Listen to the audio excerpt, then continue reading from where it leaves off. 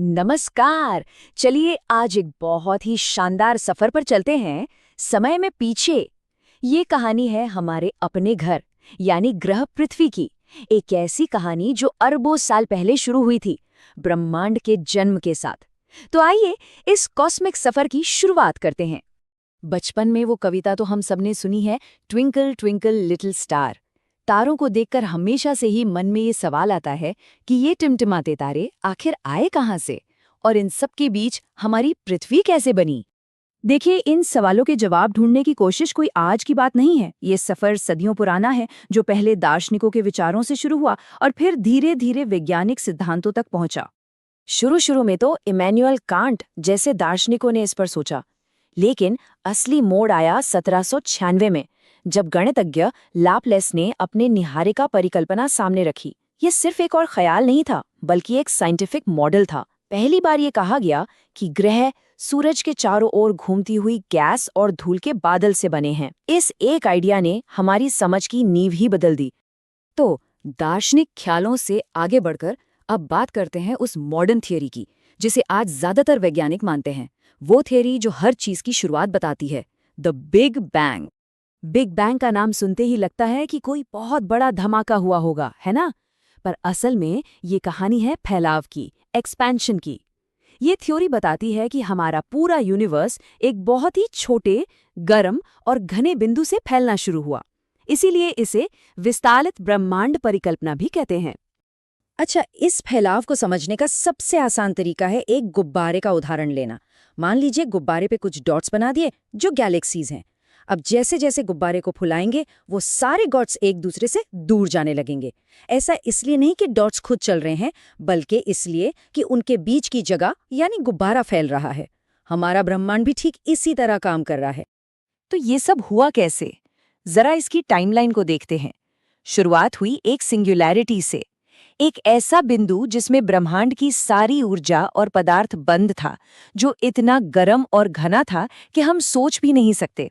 फिर करीब 13.7 अरब साल पहले बिग बैंग हुआ और विस्तार शुरू हुआ। कमाल की बात तो ये है कि सिर्फ पहले 3 मिनट के अंदर ही पहले एटम बनने लगे थे, और करीब 3 लाख साल बाद यूनिवर्स इतना ठंडा हो गया कि वो ट्रांसपेरेंट हो गया और पहली बार रोशनी पूरे ब्रह्मांड में फैल सकी। बिग बैंग ने यूनिवर्स के लिए एक स्टेज तो तैयार कर दिया, लेकिन इसके सितारे यानी तारे और ग्रह वो कैसे बने? चलिए अब इस क्रिएशन प्रोसेस को समझते हैं। सब कुछ शुरू होता है निहारिका यानी नेब्यूला से। ये गैस और धूल का एक बहुत बड़ा बादल होता है।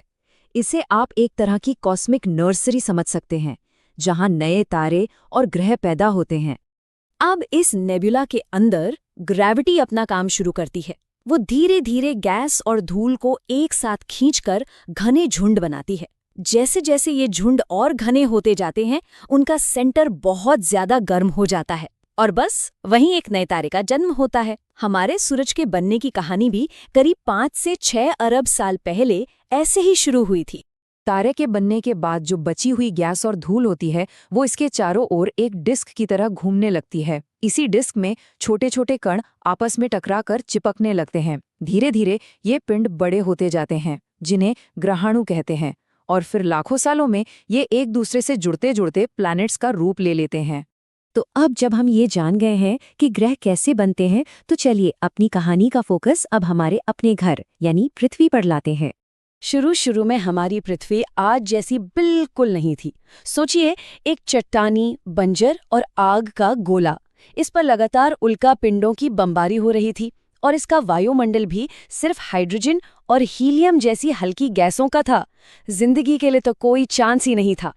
तो सवाल ये है कि ये आग का गोला एक लेयर्ड प्लैनेट में कैसे बदला? जवाब है डिफरेंशिएशन नाम की एक प्रोसेस में।